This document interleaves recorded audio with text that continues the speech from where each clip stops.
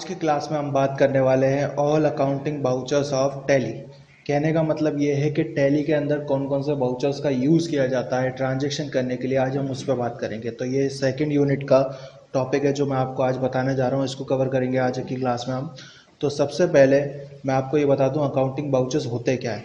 तो ये बाउचर्स काम आते हैं ट्रांजैक्शन करने के लिए। जैसा कि मैंने आपको पहले की क्लास में बताया है कि ट्रांजैक्शन करने के लिए हमें 3 स्टेप्स करनी होती हैं। पहले लेज़र क्रिएट करना, दूसरा ट्रांजैक्शन करना, तीसरा रिपोर्ट देखना। तो सिंपली जो सेकंड स्टेप है वो बाउचर्स के बिना अधूरी है, यानी बाउचर्स आपको यूज़ करने ही पड़ेंगे तब जाके वो ट्रांजैक्शंस होंगे। ठीक है। तो आज की क्लास में मैं आपको बताने जा रहा हूँ कि बाउचर्स के टाइप कौन कौन से होते हैं। तो सबसे पहले मैं आपको बाउचर्स के नाम बताऊंगा, उनके शॉर्टकट कीज़ बताऊंगा, फिर उनके काम के बारे में बताऊंगा। तो सबसे पहले मैं आपको बताने जा रहा हूँ उनके नाम के बारे में। तो सबसे पहले हम यहाँ लिखेंगे कॉन्ट्रा बाउचर। तो सबसे पहला बाउचर हमारा है कॉन्ट्रा बाउचर। ठीक है, कॉन्ट्रा बाउचर्स। तो इसकी जो शॉर्टकट की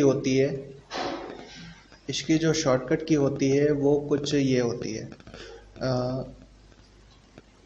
F4।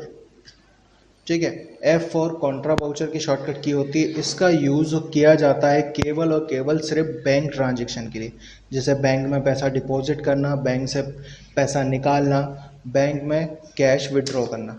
ठीक है, या फिर बैंक टू बैंक ट्रांसफ़र करना। दूसरा बाउचर है payment voucher.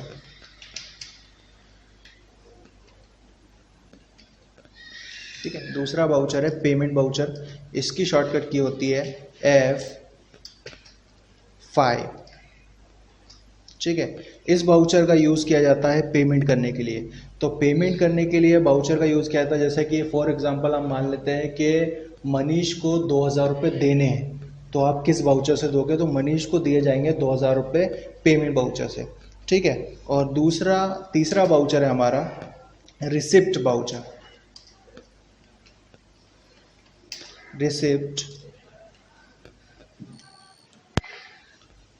Receipt voucher.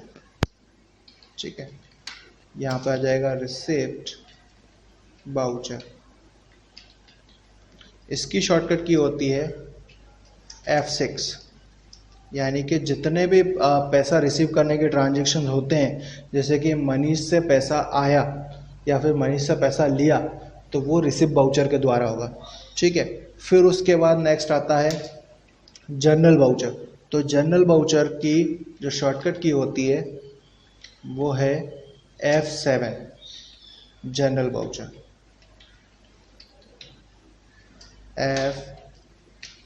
F7। ठीक है, ये जनरल बाउचर की शॉर्टकट की होती है। अब जनरल बाउचर का काम क्या है? जनरल बाउचर में वो सारे ट्रांजैक्शन किए जाते हैं जो कि जैसे एडजस्टमेंट के लिए होते हैं। हमने किसी को डिस्काउंट दिया तो वो एक एडजस्टमेंट करना होगा। मतलब मान लीजिए कि मेरे पास रमेश से 5000 रुपये लेने थे, लेकिन रमेश ने मुझे 4800 रुपये ही दिए।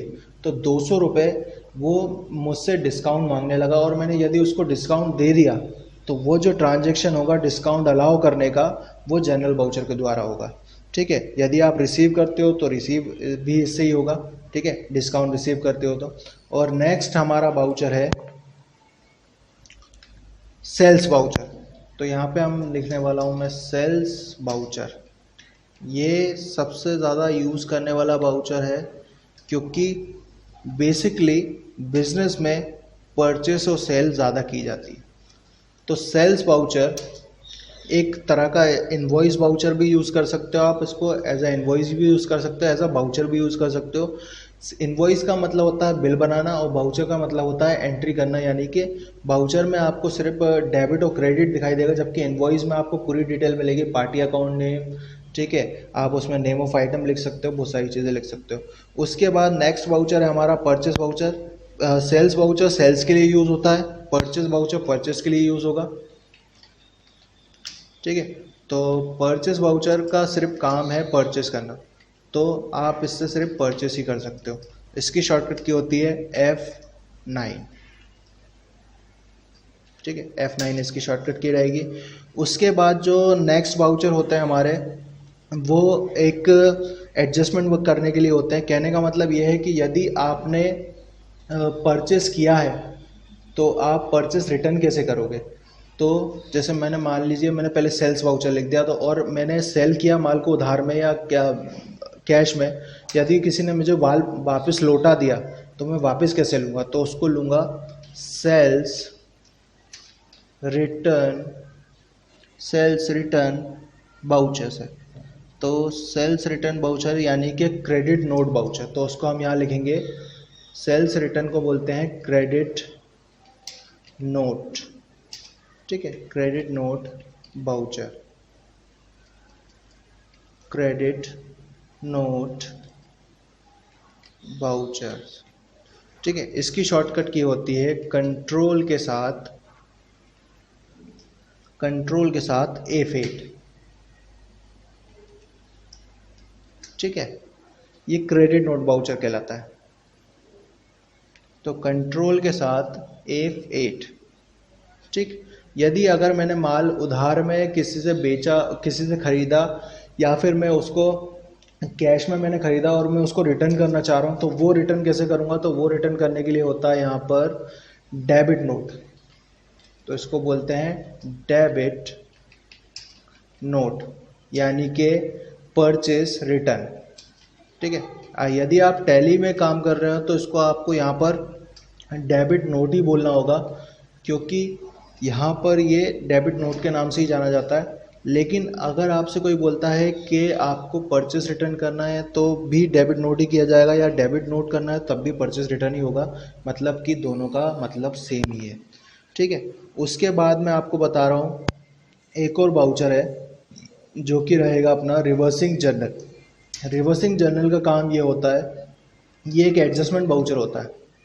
एडजस्टमेंट बाउचर मतलब कि इसमें वो खर्चे नोट किए जाते हैं जो हमारे लिए हमारे बिज़नेस के अकॉर्डिंग इतने महत्वपूर्ण या फिर हमारे बिज़नेस पे इतना इफेक्ट नहीं डालते, लेकिन हम याददाश्त के तौर पर इन्हें नोट करना चाहते हैं, तो वो खर्चे हम यहाँ पे नोट कर सकते हैं, ठीक है। और इसकी शॉर्टकट की होती है F10। लेकिन याद रखिएगा जब तक आप फीचर ऑन नहीं करेंगे तब तक ये काम नहीं करेगा। तो मैंने यहाँ पे F10 रिवर्सिंग जर्नल लिखा हुआ है। तो एक एक करके मैंने सबके काम आपको बता दिए हैं। फॉर एग्जांपल एक बार मैं आपको और बता देता हूँ। कॉन्ट्रा बाउचर सिर्फ बैंक से रिलेटेड काम के लिए यूज़ होता है, ठीक है। पेमेंट बाउचर का काम पेमेंट करना होता है, और कैश में एक फिक्स एसेट परचेस करना होता है।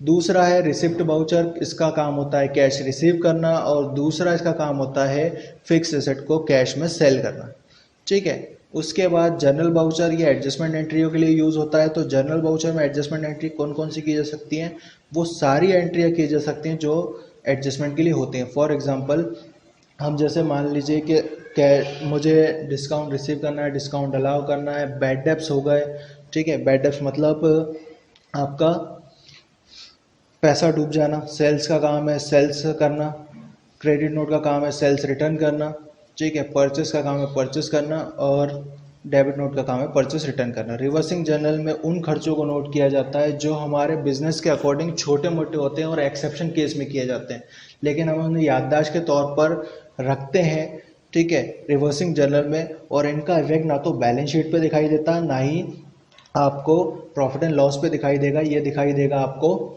कहाँ पर, डिस्प्ले एक्सेप्शन रिपोर्ट में रिवर्सिंग जर्नल के अंदर। तो ये ऑल बाउचर्स टाइप हैं जो मैं आपको बताए हैं, ठीक है। और एग्जांपल में मैं इनकी सारी चीज़ें भी आपको बता दे रहा हूँ कि किस बाउचर का क्या काम होता है। नेक्स्ट क्लास में हम इसके आगे देखेंगे, ठीक है, नेक्स्ट टॉपिक को कवर करेंगे।